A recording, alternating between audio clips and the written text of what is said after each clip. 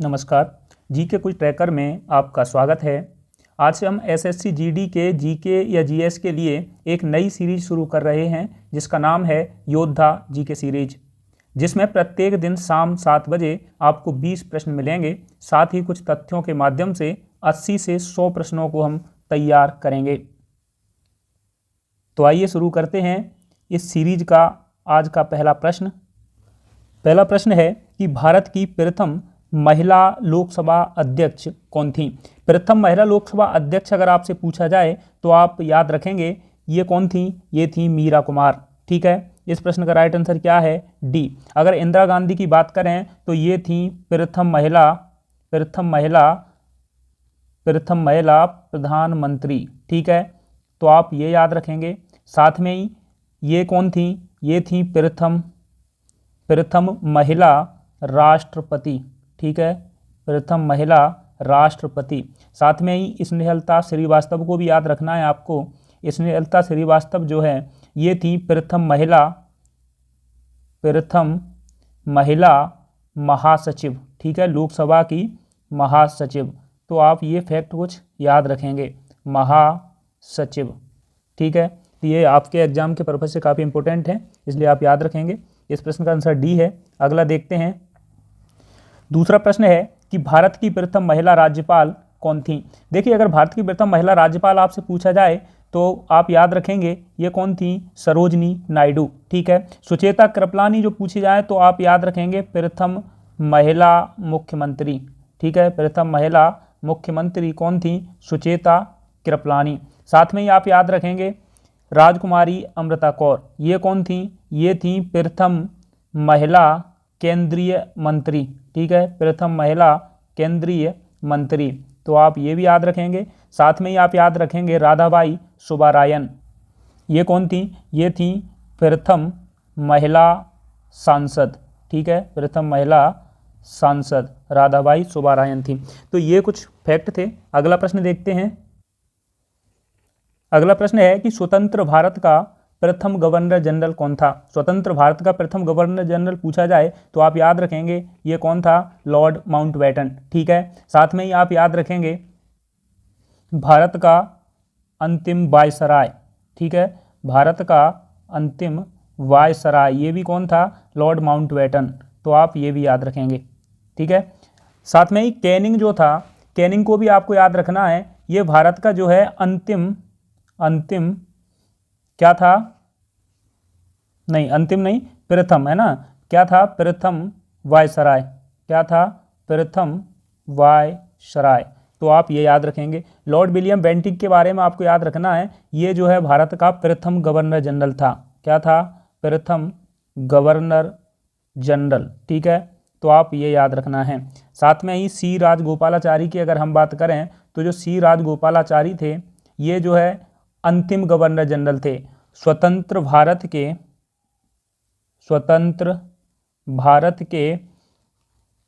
प्रथम भारतीय, याद रखना है, प्रथम भारतीय गवर्नर जनरल।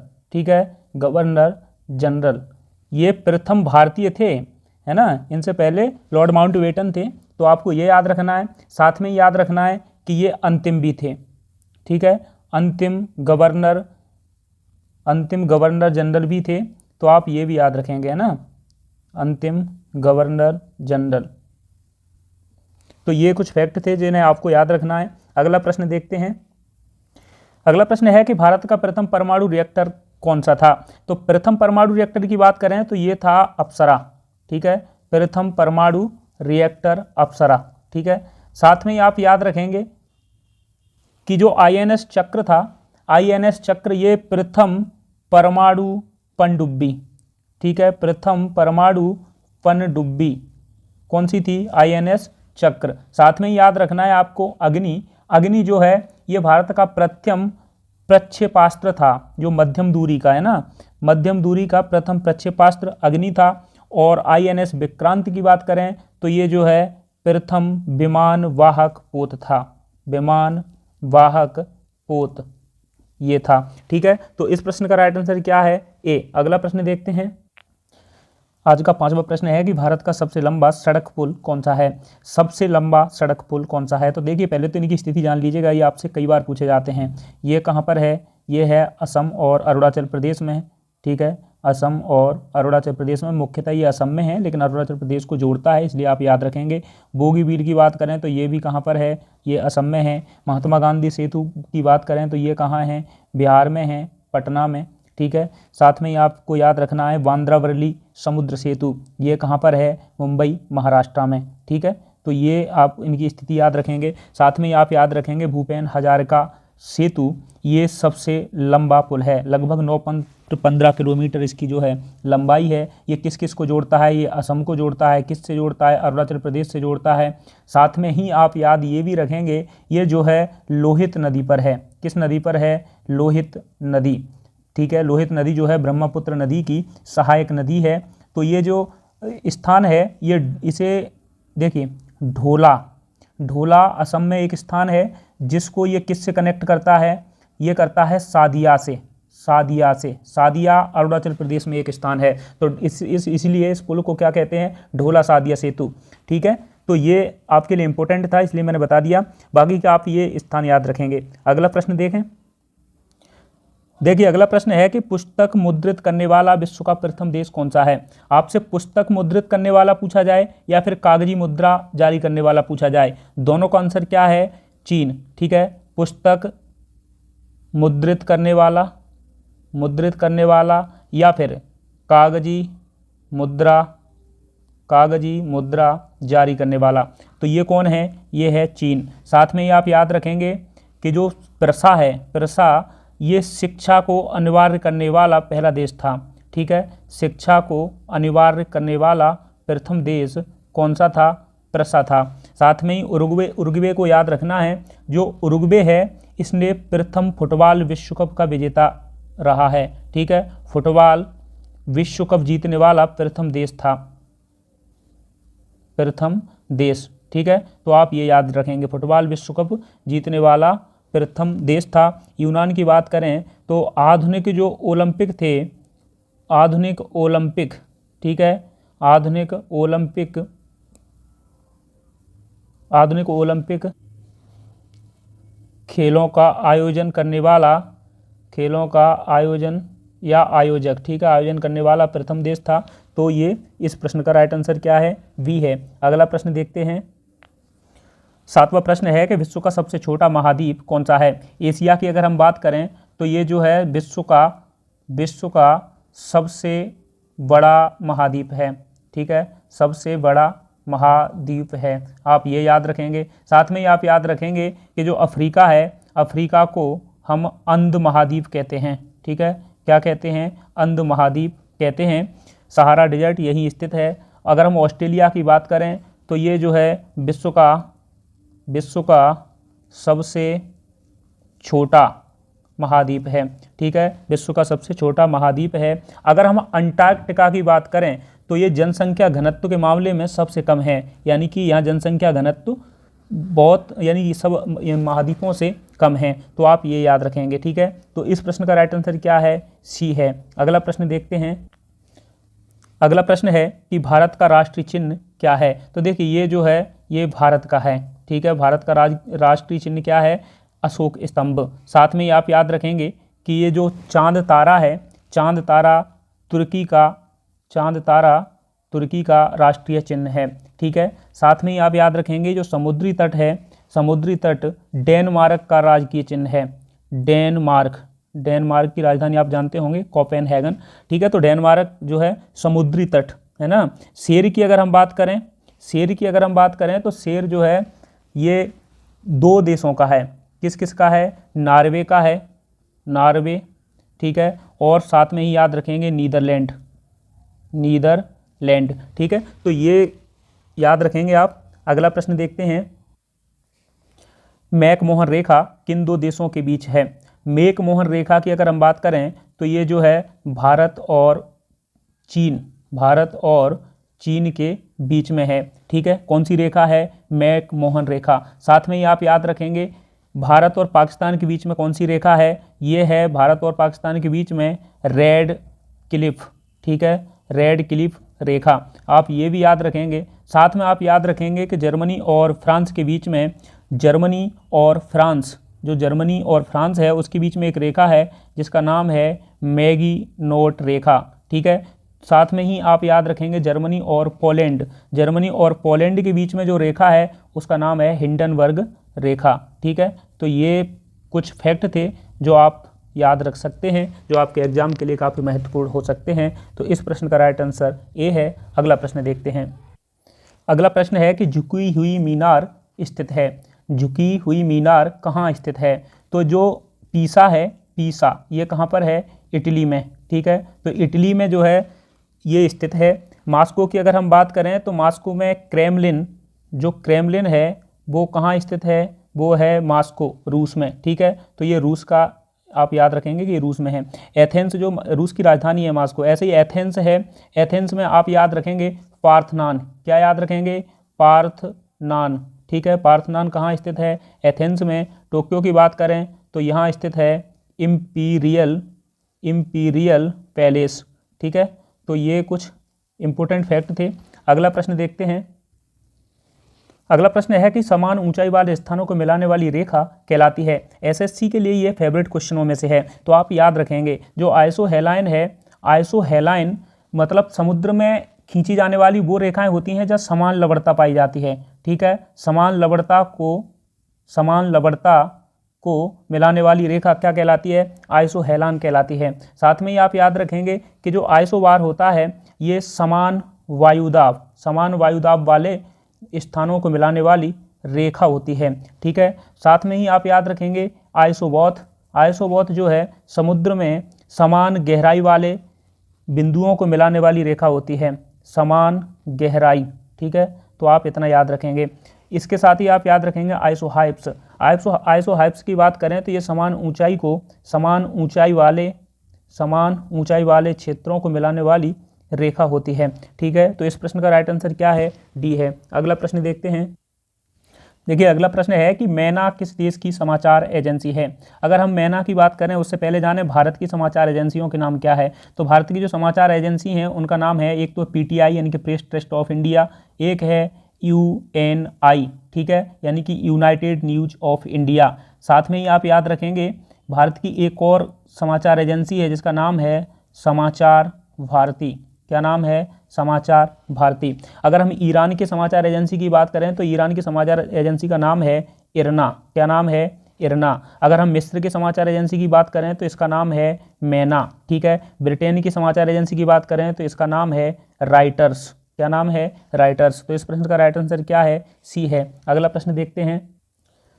अगला प्रश्न है कि हाल ही में बनाए गए ब्रिटिश प्रधानमंत्री ऋषि सुनक किस पार्टी से आते हैं? अच्छा प्रश्न है, आपको एग्जाम में देखने को मिलेगा। देखिए आप एक तो ये याद रखेंगे कि कहाँ के प्रधानमंत्री बने हैं, तो ब्रिटेन के, ठीक है। नाम पूछा जाए तो आप याद रखेंगे ऋषि सुनक। किस पार्टी से संबंध है इनका? तो इनका जो है कंजर्वेटिव पार्टी से संबंध है। किससे? कंजर्वेटिव। देखिए कंजर्वेटिव, लेबर पार्टी और लिबरल पार्टी तीनों ही पार्टियां कहाँ की हैं? ब्रिटिश पार्टियां हैं, तो आप ये भी याद रखेंगे। और इनका संबंध किससे है? तो कंजर्वेटिव पार्टी से है। अगला प्रश्न देखते हैं। अगला प्रश्न है किस पक्षी को शांति का प्रतीक माना जाता है? तो शांति का प्रतीक माना जाता है, ऐसा एसएससी की जीडी की परीक्षा जो हुई थी 2019 में ये प्रश्न पूछा गया था। तो आप याद रखेंगे शांति का प्रतीक कबूतर को, किसको? कबूतर को माना जाता है, ठीक है। तो इस प्रश्न का राइट आंसर क्या है? सी है। अगला प्रश्न देखते हैं। अगला प्रश्न है कीवी किस देश का राष्ट्रीय पशु है? तो देखिए ऑस्ट्रेलिया का जो राष्ट्रीय पशु है आप सभी जानते होंगे, कंगारू, ठीक है। कंगारुओं का देश ऑस्ट्रेलिया को कहा जाता है। उसी प्रकार से आप याद रखेंगे जो न्यूजीलैंड है, न्यूजीलैंड का राष्ट्रीय पशु है जिसका नाम है कीवी, ठीक है। साथ में ही आप याद रखेंगे क्या? भारत का राष्ट्रीय पशु क्या है? आप सभी जानते होंगे, ठीक है। क्या है? बाघ यानी कि टाइगर। साथ में ही कनाडा का जो राजकीय पशु है, राष्ट्रीय पशु है, उसका नाम है गंजा ईगल। क्या नाम है? गंजा ईगल, ठीक है। तो ये कुछ फैक्ट थे जिन्हें आप याद रख सकते हैं, आपके एग्जाम के पर्पज़ से काफ़ी इंपॉर्टेंट होंगे। चलिए अगला प्रश्न देखते हैं। अगला प्रश्न है कि गरुड़ एयरवेज किस देश की विमान सेवा है? देखिए अगर भारत की विमान सेवा की बात करें तो आप सभी जानते होंगे क्या है? एयर इंडिया, ठीक है। क्या नाम है? Air India. तो आप ये याद रखेंगे। अफ़गानिस्तान की अगर हम विमान सेवा की बात करें तो अफ़गानिस्तान की विमान सेवा का नाम है एरियाना अफ़गान एयरलाइंस। क्या नाम है? Ariana Afghan airlines. ठीक है, एयरलाइंस। तो आप ये याद रखेंगे। साथ में ही आप याद रखेंगे जो इंडोनेशिया है, इंडोनेशिया की एयरवेज का नाम क्या है? आप हमेशा याद रखेंगे इसका नाम गरुड़ से शुरू होता है। किससे शुरू होता है? गरुड़। तो गरुड़ एयरवेज या फिर गरुड़ इंडोनेशियन एयरवेज आप याद रखेंगे। ठीक है, अगला है कुवैत। तो कुवैत की जो एयरलाइंस है उसका नाम है कुवैत एयरलाइंस। ज़्यादा कुछ याद रखना नहीं है, तो इस प्रश्न का आंसर क्या है? सी है। अगला प्रश्न देखते हैं। अगला प्रश्न है कि समाचार पत्र डेली मिरर प्रकाशित होता है, कहाँ से प्रकाशित होता है? तो देखिए लंदन से होने वालों में एक तो आपका डेली मिरर है। क्या है? डेली मिरर लंदन से प्रकाशित होता है। वहीं आपको याद रखना है डेली मेल। क्या? डेली मेल, ये भी लंदन से प्रकाशित होता है। साथ में ही आपको याद रखना है द टाइम्स। क्या? द टाइम्स, ये भी लंदन से प्रकाशित होता है। कराची से अगर हम बात करें तो कराची से प्रकाशित होने वाला जो न्यूज़पेपर है वो है डॉन। क्या नाम है? डॉन। ठीक है, न्यूयॉर्क से बात करें तो न्यूयॉर्क टाइम्स। न्यूयॉर्क से न्यूयॉर्क टाइम्स। तो आप ये याद रखेंगे। अगर हम सिंगापुर से बात करें तो देखिए सिंगापुर से जो होता है उसका नाम है ईस्टर्न सन। क्या नाम है? ईस्टर्न सन। ठीक है, तो ये कुछ मुख्य समाचार पत्र थे जो जिस स्थल से प्रकाशित होते हैं उसका नाम बताया गया है। अगला प्रश्न देखते हैं। अगला प्रश्न है कि मोसाद किस देश की गुप्तचर संस्था का नाम है? तो इजराइल की जो संस्था है मोसाद, ठीक है, इजराइल की जो गुप्तचर संस्था है उसका नाम है मोसाद। साथ में ही आप याद रखना है मिस्र की जो गुप्तचर संस्था है उसका क्या नाम है? मुखबरात। क्या नाम है? मुखबरात। ठीक है, जापान की अगर हम बात करें तो जापान की जो गुप्तचर संस्था है उसका नाम है नाइचो। क्या नाम है? नाइचो। ठीक है, अगर हम ईरान की बात करें तो ईरान की गुप्तचर संस्था का नाम है सावाक। क्या नाम है? सावाक। ठीक है, तो इस प्रश्न का राइट आंसर क्या है? ए है। अगला प्रश्न देखते हैं। 19वां प्रश्न है कि ड्यूमा किस देश की संसद का नाम है? जैसे संसद होती हैं उन्हें अलग अलग देशों में अलग अलग नाम दिए जाते हैं, उन्हीं को पूछा गया है कि ड्यूमा जो है ये किस देश की संसद का नाम है। ठीक है, तो देखिए जो स्पेन है, स्पेन की संसद का नाम अगर आपसे पूछ दिया जाए तो आप याद रखेंगे क्या? स्पेन की है कार्टेस। क्या? कार्टेस। ठीक है, कार्टेस। अगर जर्मनी की बात करें तो इसकी संसद का नाम है बुंडसटेग। क्या नाम है? बुंडसटेग। ठीक है, रूस की बात करें तो इसकी संसद का नाम है ड्यूमा। ठीक है, तो इस प्रश्न का राइट आंसर क्या है? सी है। इसीलिए आप याद रखेंगे स्वीडन की जो है रिक्सडॉग। क्या नाम है? रिक्सडॉग। तो ये कुछ फैक्ट थे जो आप याद रख सकते हैं, जो आपके एग्जाम में पूछे जा सकते हैं। अगला प्रश्न देखते हैं। आज का अंतिम प्रश्न है कि संयुक्त राष्ट्र संघ की स्थापना कब हुई थी? तो संयुक्त राष्ट्र संघ की स्थापना कब होती है? इसकी स्थापना होती है 1945 में। कब? 24 अक्टूबर। 24 अक्टूबर। ठीक है, 24 अक्टूबर 1945 को इसकी स्थापना होती है। इसका मुख्यालय कहाँ पर है? आपसे ये भी पूछा जा सकता है, तो आप बताएंगे न्यूयॉर्क। अमेरिका का एक शहर है न्यूयॉर्क, जहाँ पर क्या है? इसका मुख्यालय है। अगर इसके न्यायालय की बात करें तो इसका न्यायालय द हैग कहाँ है? ये नीदरलैंड में है। तो ठीक है, नीदरलैंड में इसका न्यायालय है। तो इससे बनने वाले प्रश्न ये थे, आगे भी बताते जाएंगे। तो इस वीडियो को यही समाप्त करते हैं। अगर आपको वीडियो अच्छी लगे तो लाइक करें, अपना सजेशन ज़रूर दें। विशेष करके SSC GD वाले हमसे जुड़ने के लिए हमारे चैनल को सब्सक्राइब करें।